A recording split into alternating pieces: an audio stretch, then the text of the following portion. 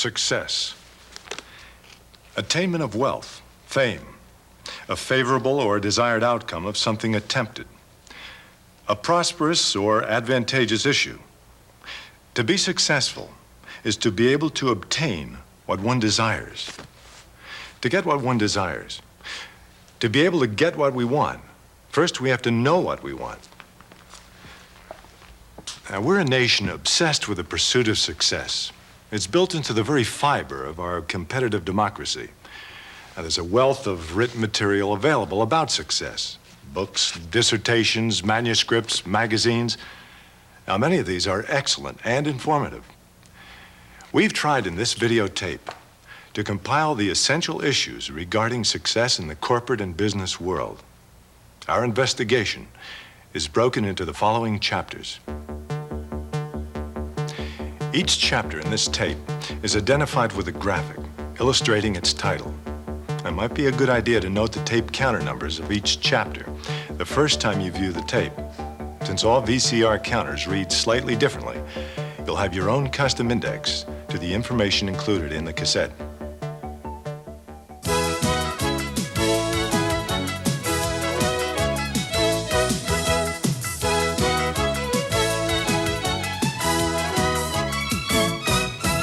Whether you're changing jobs or just starting out, the interview process can be a terrifying experience.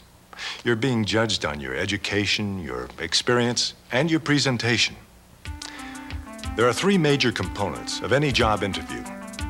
First, your resume, the image you project, and finally, your preparation for and presentation during the interview. Your education and experience will be judged by your resume.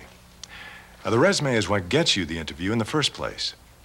It should be a tribute to your background and expertise. Make sure that the information is cleanly typed on a good weight of white or off-white paper. Resist the temptation to get carried away with fancy borders or colored ink, unless you're in the visual or performing arts. In most companies, a simple business-like approach is appreciated. Keep the resume to 1 or 2 pages at the very most. Make sure you include your name on each page. There are many acceptable formats for a professional-looking resume. Choose a format that best suits your strengths. Vocabulary, correct spelling, and grammar are extremely important. Typos, whiteouts, smears, and stains are unacceptable.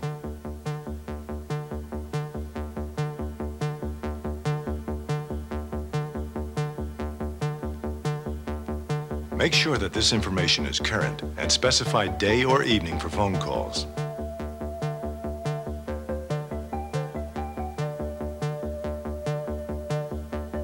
A well-designed objective statement allows you to focus the information on the resume and convey to the employer a sense of your career direction. Identify the type of work you wish to do and the environment you prefer. Avoid specific job titles. Now, this will be too limiting. If you don't include your career objective on your resume, be sure to discuss it in your cover letter.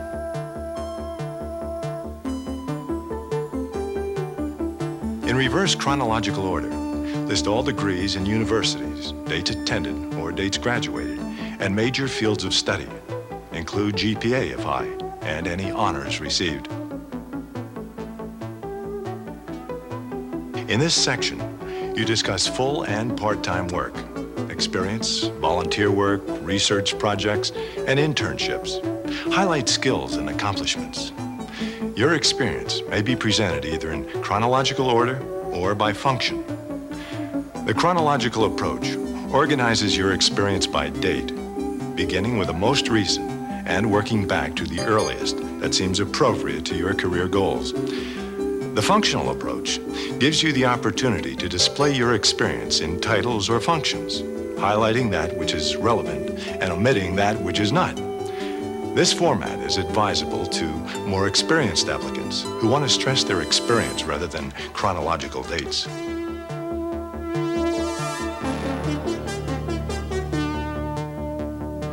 Now, this may include special licenses, publications, language facility, community service, and professional associations. Normally, references are not required, but they are helpful. You may simply state that references are available on request. Be sure to ask permission of anyone before using them as a reference. It's a good idea to have a few friends look over your resume and give feedback. Here's a chart to help you. Grade the resume in each of the categories as excellent, good, average, or poor. Write in suggestions for improvement. Congratulations. Your resume has been accepted and your interview has been arranged. Let's get ready for the interview. You've probably heard about dressing for success and the importance of projecting a professional image. Research has been conducted regarding the emotional responses generated by certain colors, textures, and styles. Fashions change all the time, and it's important to be aware of the changes in styles.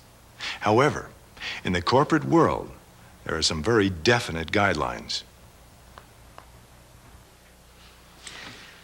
Thank you, young man. Well, thank you very much, sir. I appreciate the time and the coffee and especially the great advice. Thank you. You're welcome. Next, please.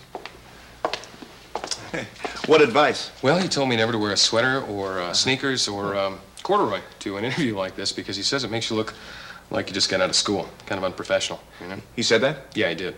But hey, I'm sure you'll be fine, really. Go get him. Thanks.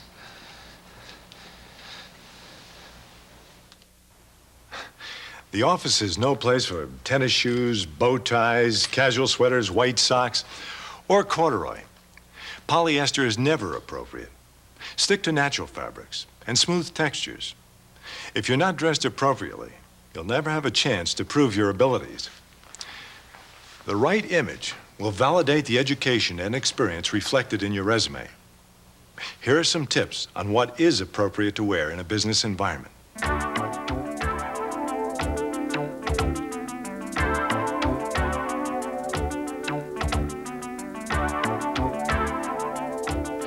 Grooming must be impeccable for both men and women.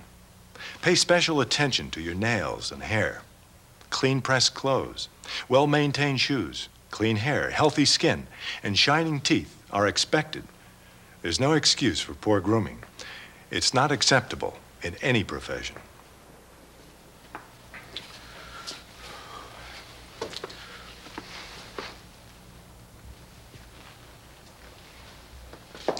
Well,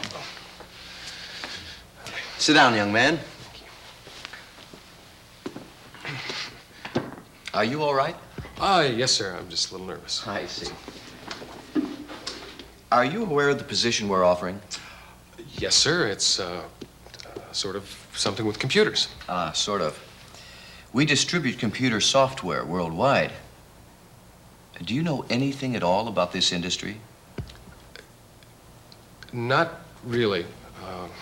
But I'm a very fast learner, sir. I'm sure you are.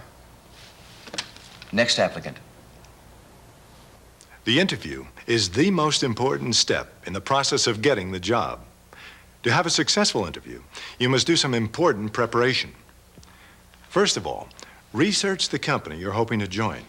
A couple of hours in the library investigating annual reports and directories will give you the information you need for that extra edge.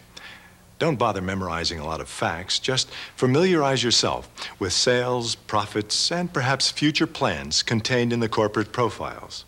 It's appalling how little most applicants prepare for an interview. Try to arrive a little early for your appointment, but don't announce your arrival to the receptionist.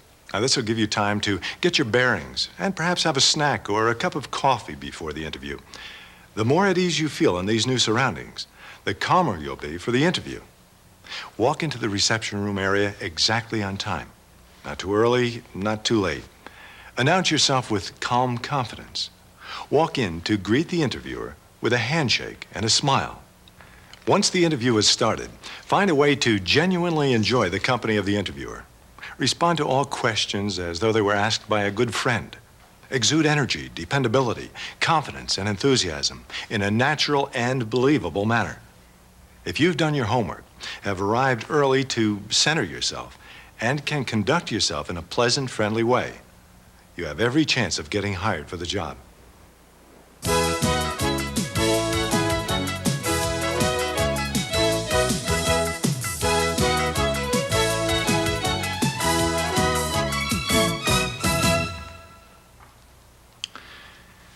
In business, It's time, not money. That's the company's most important resource.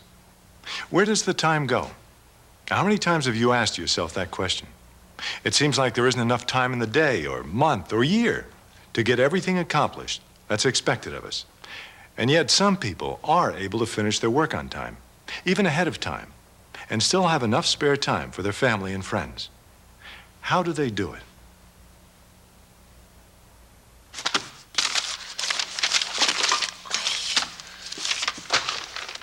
Sarah, was I supposed to go to some meeting today? I can't find the memo. Yes, your calendar is marked for 10:30, meeting with the water cooler committee. It's 10:30 right now. Actually, you're 10 minutes late. Oh, I'll be right there.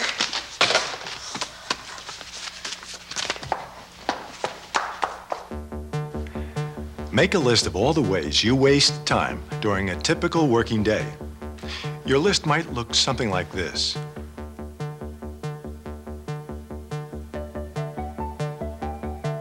Next, make a list of the ways other people waste your time each day.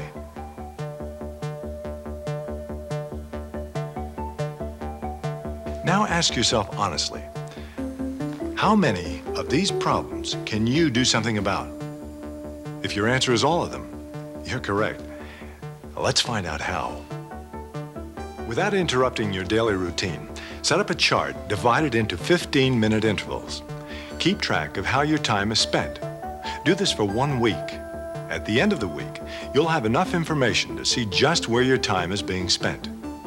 Now evaluate your week in terms of which time spent was the most constructive and which was the least constructive. Lay out the tasks or goals you want to accomplish for the following week and rank them by importance. There are some terrific time management systems on the market today.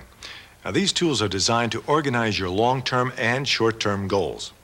They include pages for daily, weekly, monthly, and yearly task breakdowns, along with addresses, calendars, and other useful pages. Now, most are small and compact enough for you to take wherever you go.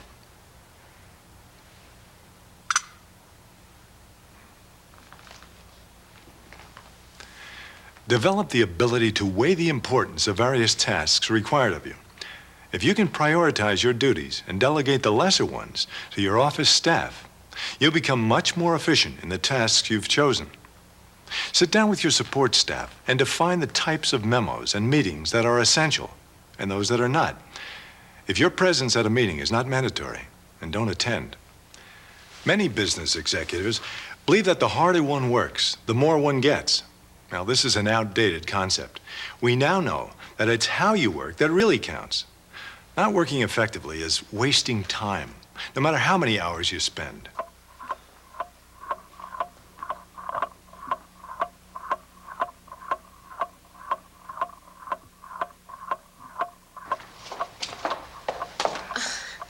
Jack, what are you doing here? Well, all right. Look, Jones is still here. Sooner or later, he has to walk by that door. He's going to look in, and he is going to see how much extra time I am putting in. And that is going to put some pretty impressive points up on the old corporate scoreboard. Jack, Mr. Jones left hours ago. Besides that, he always says if you can't get your work done in the course of a day, you're not working smart. He always says that? Yeah, all the time. Oh, I gotta go. I don't want to be late. I'm meeting Mr. Jones for drinks. Bye. Bye.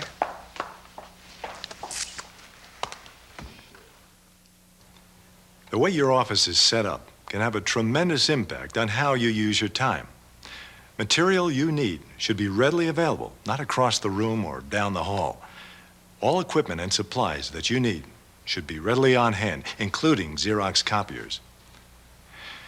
Nothing is more irritating than friends and coworkers who drop in when you're trying to get something done. Hello, beautiful. Hi, Hey, how about Jack. those Lakers, huh? How you doing? I am good. Listen, there's this new bar downtown. I want to take you out for a drink tonight. You know what? I really have to finish with this, Jack. I gotta get back to work. Sure you do. Work? Did someone mention work? Oh, I'm on my break.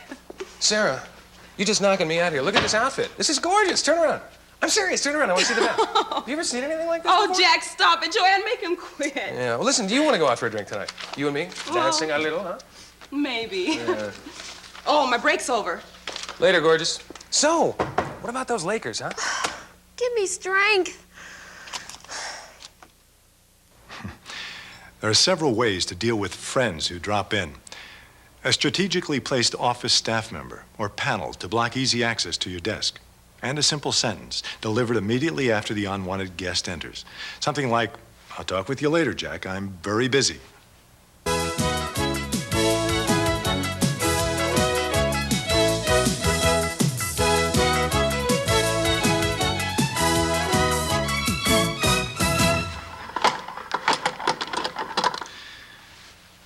Communication involves messages. Messages sent and received. Now, some are spoken, some are written, and others transmitted by a variety of physical and emotional signs. Different people have different interpretations of the same statements. That's why 5 people can go to a meeting and hear something different. This is the area that's most important of all. Now, if you're able to present yourself well, with confidence and grace, you'll be successful in many areas of business. Most people are absolutely terrified of speeches, of presentations, or any activity that requires them to speak to a group of any size. If you can overcome this basic fear, your potential for success will be greatly magnified. So, probably the most important reason that we should be aware of our promotional campaign, well, let's go to the chart and see, let's see, where was I? The campaign. Okay. Probably the most.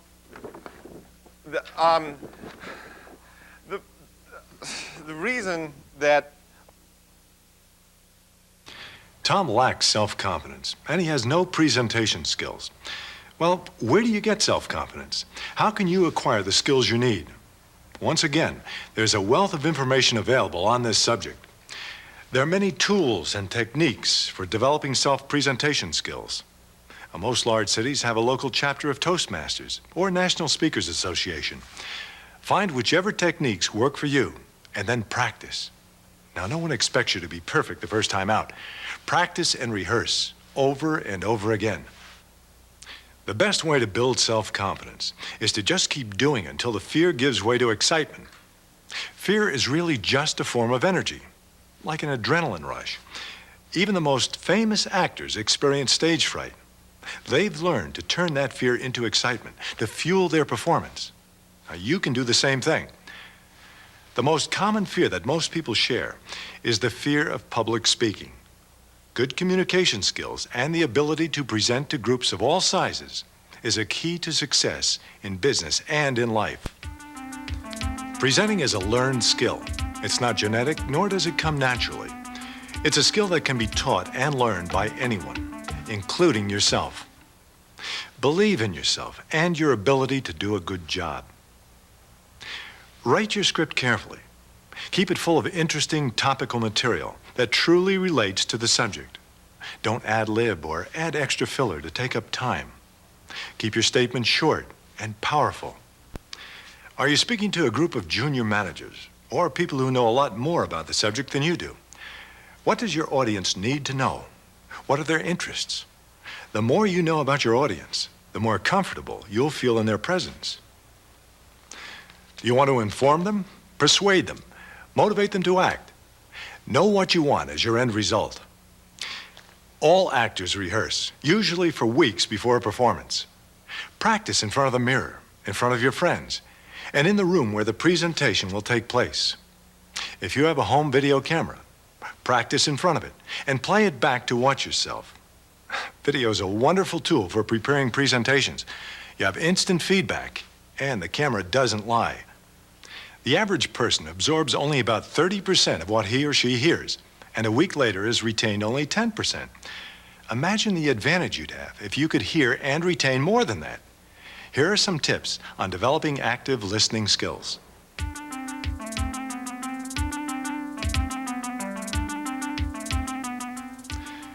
When you're engaged in conversation, ask questions to clarify the points that are being made.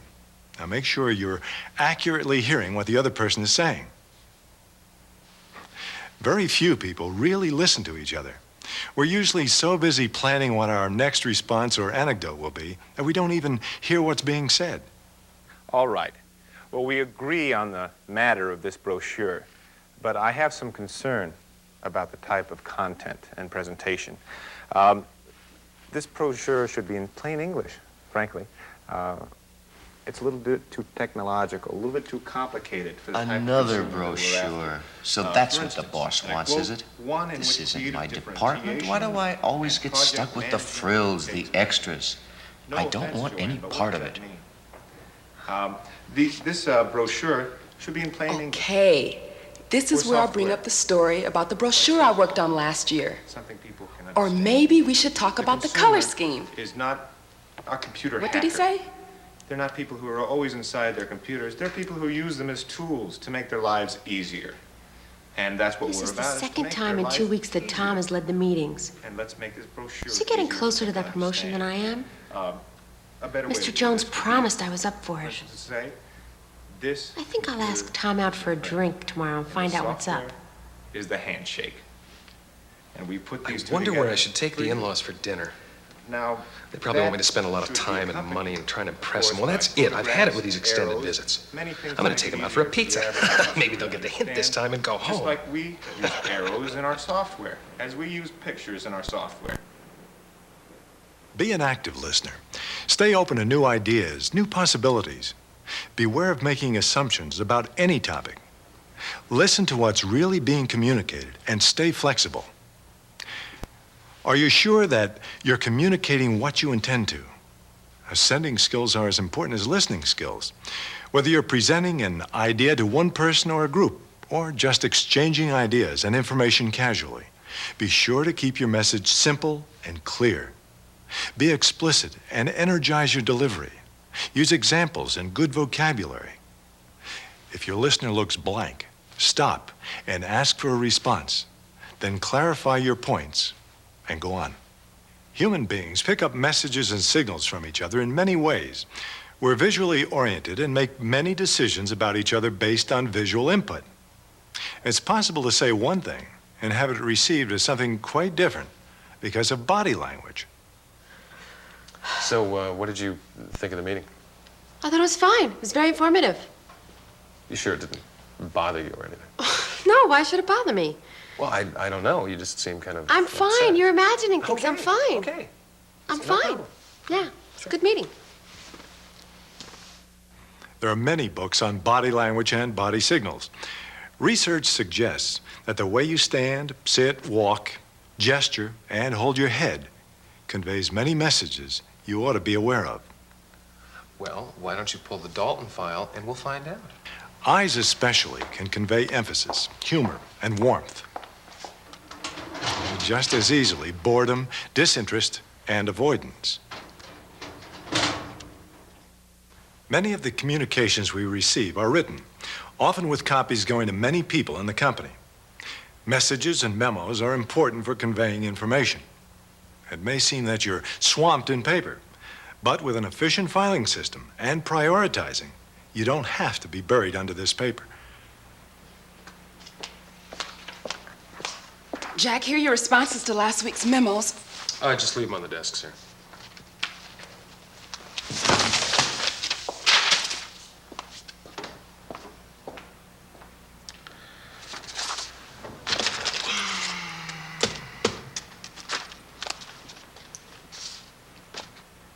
Hi, Joanne. I need a favor. Memos can be a great way of letting your associates know of your activities and plans without taking their valuable time for a meeting. I'll send copies of relevant written material to those affected. Mr. Jones? You can gently bring your efforts to their attention this way without seeming to obviously toot your own horn.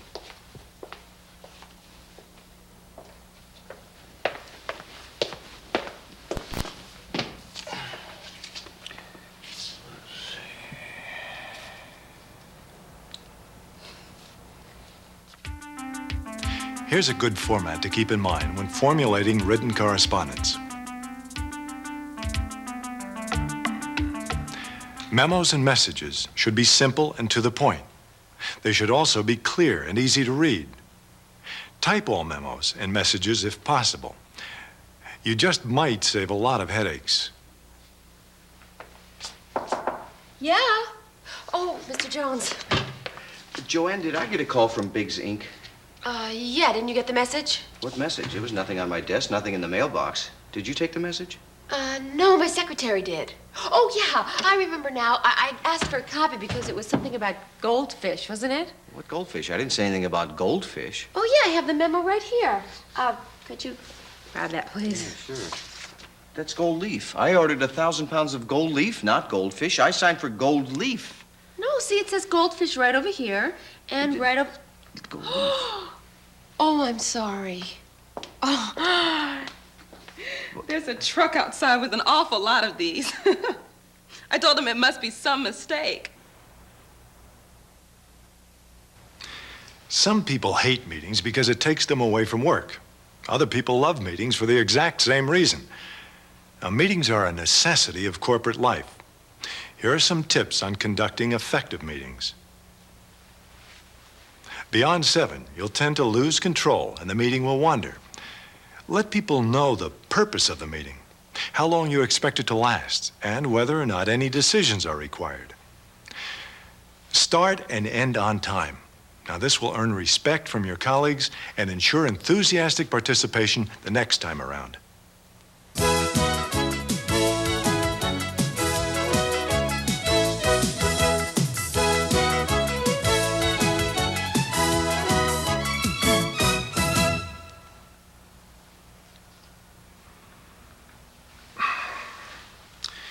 Stress.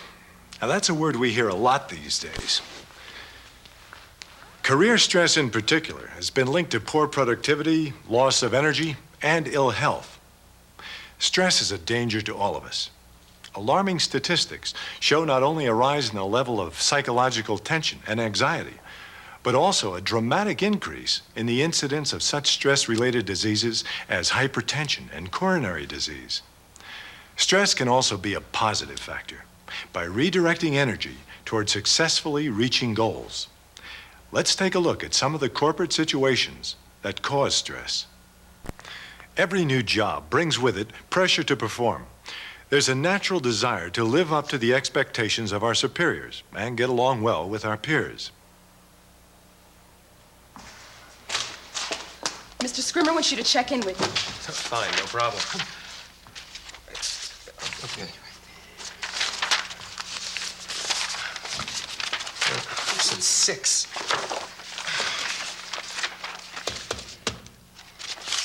Hi, Sally, is Scrimmer in? Mr. Scrimmer! Yes, sir. You'd like it when, sir? Today! No problem. No, I'd be happy. I'd love to, sir. Absolutely. Yes, sir. Okay. Bye-bye. More coffee. Good idea. Jack had several alternatives in that situation, but he chose the most stress-producing of all. Because he was new on the job, he didn't feel confident enough to turn down an obvious work overload. He'll pay for that decision with increased stress and a feeling of even worse performance pressure. He also hasn't learned how to delegate some of his workload. Promotions. Everyone wants a promotion. Everyone wants a salary increase. But often, along with promotion, comes increased responsibility and higher expectations. Hello? Hi, Jack. Yep, I'm working late again tonight. Well, I have to with this new promotion. I just can't seem to get all the work done in one day. Oh, no, I'll be okay. Yeah, you go on without me. I'll catch a cab. Bye. Are you going to be okay? I feel bad leaving you here late again. Can it wait until tomorrow? It's due tomorrow, along with the Dalton account, which I haven't even gotten to yet. Probably have to take it home with me to do. Well, we'll miss you at Jack's party. Well, thanks. Have a good time. All right. Bye-bye. Bye.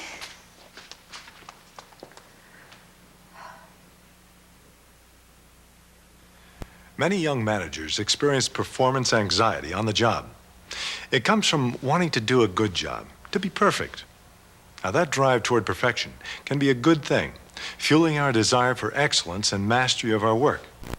But it can also cause terrible stress. As we move in on our careers and obtain our goals, it's easy to forget all the goals we've already reached along the way. Now, stop and take the time to celebrate your accomplishments. Give yourself the credit you deserve. We all need to be acknowledged for our successes. If your superior is not comfortable giving positive acknowledgement, and many are not, give it to yourself, and make sure to acknowledge the people around you when you notice them doing a great job. It'll do wonders for your own feelings of self-esteem and appreciation. Travel is often part of the corporate career. As a member of the corporate team, you'll be expected to move to another city or state if need be. You may also be on the road in a job capacity. Now, this can cause stress within a family and between you and your boss. Jack, I don't have to tell you how much I have appreciated your excellent work over the past 3 years. You're an asset to this company and a man I can depend on. Thank you very much, sir. I'm really glad to hear that. It is for this exact reason that you were top of the list to pioneer our new plant in Peoria. Peoria, sir? I don't have to tell you what an excellent opportunity for growth this is for you. Peoria, sir? Don't tell me you haven't heard of our brand new state-of-the-art operation in Peoria. Son, you are in for a treat. If you say so, sir. Now, Jack just can't wait to tell his wife about the move to Peoria. And yet it could very well be the raise in salary and prestige that he's dreamed of. Now, moving is always stressful, even when it's for a very good reason. Keeping their eyes on the positive factors of this move will help Jack and his wife make the transition with ease. Eating well and working out keeps you younger looking and healthy. It's also the very best antidote for stress. Allow for private time in your life, when you're not bothered by the phone or other obligations. This is your chance to relax. There are many forms of relaxation and meditation. Audio tapes are available on visualization as well as soothing music and sounds that are very effective for total relaxation. Whatever form of relaxation you choose, it will aid tremendously in reducing your stress level and enhance your ability to enjoy life.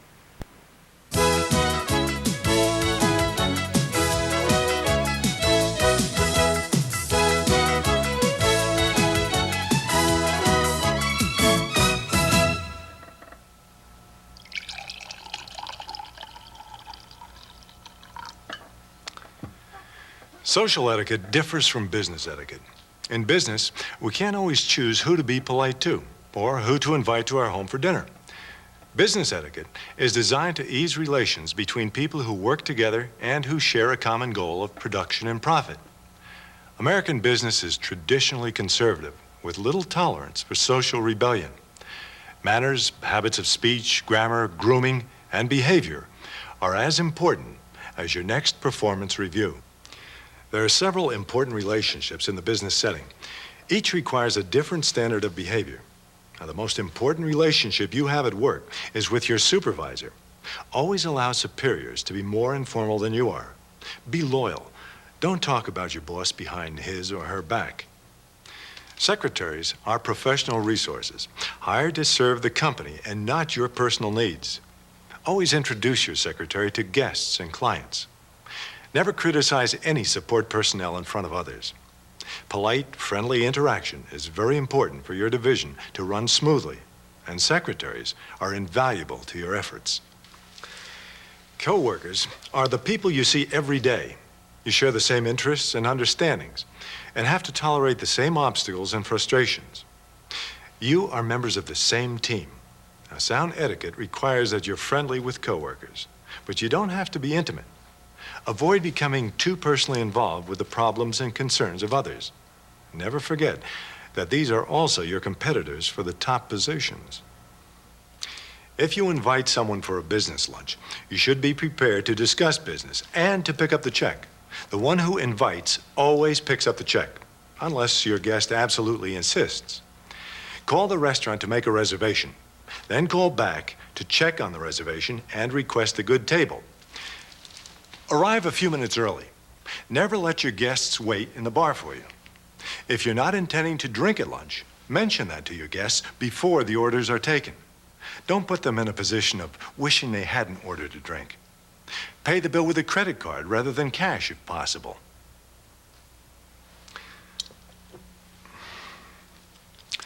Young executives are expected to entertain and to attend company functions when invited. Make sure that your table manners are excellent before you entertain. You're being judged at every social event. Often that's the purpose of your invitation. Your social behavior can be crucial, especially when you're being considered for advancement.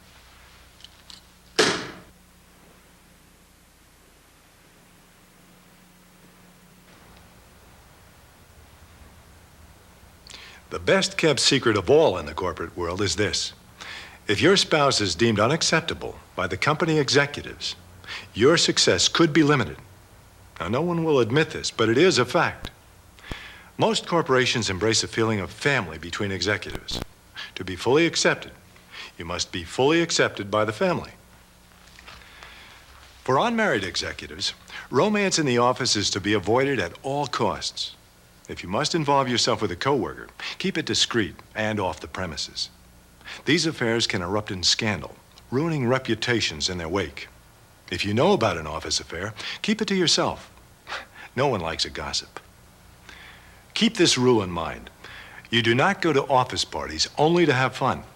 You'd be wise to act as if you were being watched by someone with no sense of humor.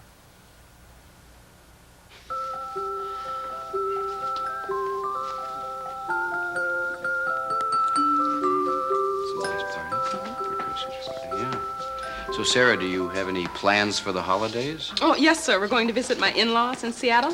Well, that ought to be lovely. Have you ever been up there before? No, I haven't. It's No. a nice town. I think you'll enjoy it. Oh, I Yeah. hope so, too. You have to have one of those salmon dinners. Hey, Jack, Merry Christmas. Come on, Sarah, let's dance. Oh, no, thank Come you, on, it's a Jack. party. Line up. Come on. How about a drink? Christmas parties. I know. You know, I have been meaning to compliment you on your presentation this morning. Oh, that. It was nothing. It was routine, but thank you anyway. Routine? That was not routine. You know, you are really brilliant. I mean, really, you're a natural-born leader. Oh, Miss Dempsmore, flattery will get you anywhere. But that wasn't flattery. I mean, truly, I rarely see anybody as good as you are. Thank you. Truly. Oh, excuse me, can I get either of you a drink? No. I think I need one.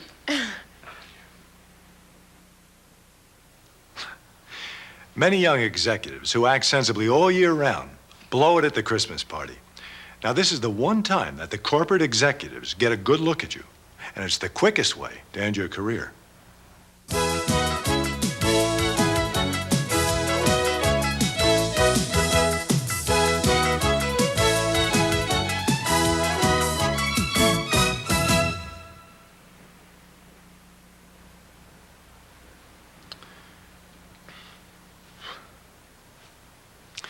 The rewards of a corporate career can be tremendous, particularly if your company's fortunes are rising over a long and prosperous period. If you possess, or if you can develop the qualities of flexibility, patience, and a willingness to go for the long goal, you'll wind up a winner in the corporate game.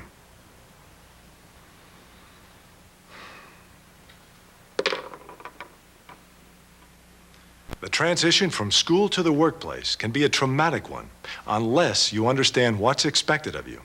The very traits that were once rewarded in college are sometimes liabilities in the corporate workplace. You may have graduated with high honors and been the captain of every team and activity, and that's all very good. In fact, it helped you get the job. But now you're in the adult world, and many times you may be working for people much less educated than you. Past successes in school do not hold the prestige they once did. Let's see. National Debating Team Trophy. Put that out where people can see it. And oh, yes. Oh, yes, the Harvard MBA. All right. And of course, the state championship. I mean, I got to put this out where people can see it. Jack? Hi. Listen, we've got to get going on this report. Mr. Jones requested a briefing as to our status by this afternoon. Of course. Keep in mind, of course, that I was the president of the National Business Negotiating Team. Oh, so great. I don't think we'll have a problem with that. Look, how do you like the sweater? Well, it's very nice, but do you think it's appropriate for work? Well, sure, it's my lucky sweater. Oh, I see. Anyway, about this report. Well, I thought I'd start out with an analogy of my My last touchdown at the big state championship game What 2 does years ago. touchdown have anything to do with It's this going to be report? very impressive. Look, there's no problem here. I will handle this, okay? There's nothing to handle. We just have to do the report. Look, I'm a star. I always have been. I always will be. I look over here, Harvard MBA. I will be in my office working on this report.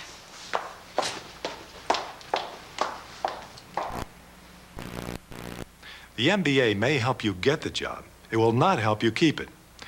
The highest attrition rate in companies occurs with the younger workers who have failed to adjust to the realities of the business world.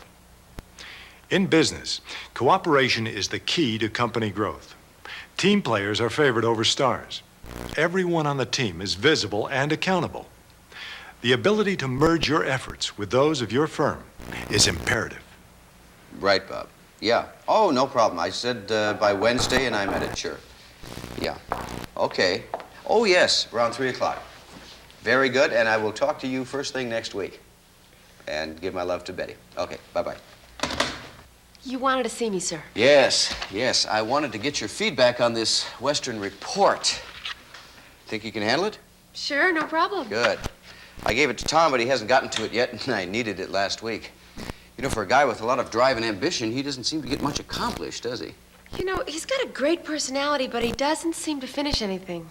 Ah, yes, well, thank you. I appreciate you You know, giving me as a that. matter of fact, sir, I did the last 3 reports that Tom put his name on and submitted. He did so little of the real work. I was actually appalled he had the nerve to put his name on any of it. Well, thank you. I appreciate that's most interesting information. Sure, anytime.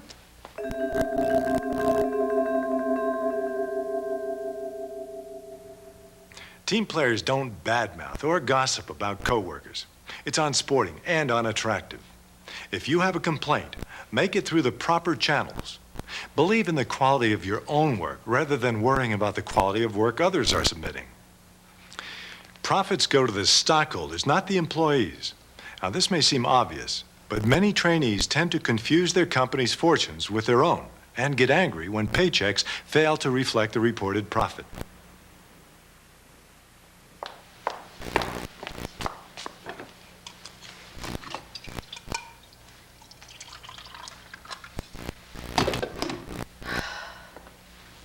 Hey, Joanne, look at this. We should be in for a raise. It says right here that this company made big profits this quarter. So what? The company made great profits last quarter, and what did we get? Zip. Well, that's not very fair. What's not fair? I know it's not fair. Tell it to the boss. I may be stupid, but I'm not crazy.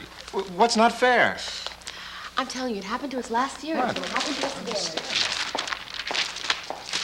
Where's the comics? By this time, the young executive has passed a series of tests and has proven that he or she can manage people, manage projects, and fit into the corporate style and structure. Now the game heats up. With the executive suites clearly visible and fewer chairs in the conference rooms, the atmosphere becomes more competitive. The challenge at this point is to be able to get the job done better than anybody else. The highest achievers are a small and select few, privy to the company's most closely guarded secrets and responsible for managing large quantities of assets. At this point, many executives turn their attention to the careers of others. The urge to teach, to share the glory of success is strong. Mentor relationships flourish. Favored VPs are sponsored, and promotions are given. This is what you've worked for and earned. The financial success, the power, the ability to give back to the business that has taught you so well. I hope that you've enjoyed watching this tape and that you've learned from it. Refer to it often as you climb your own ladder of success. Good luck.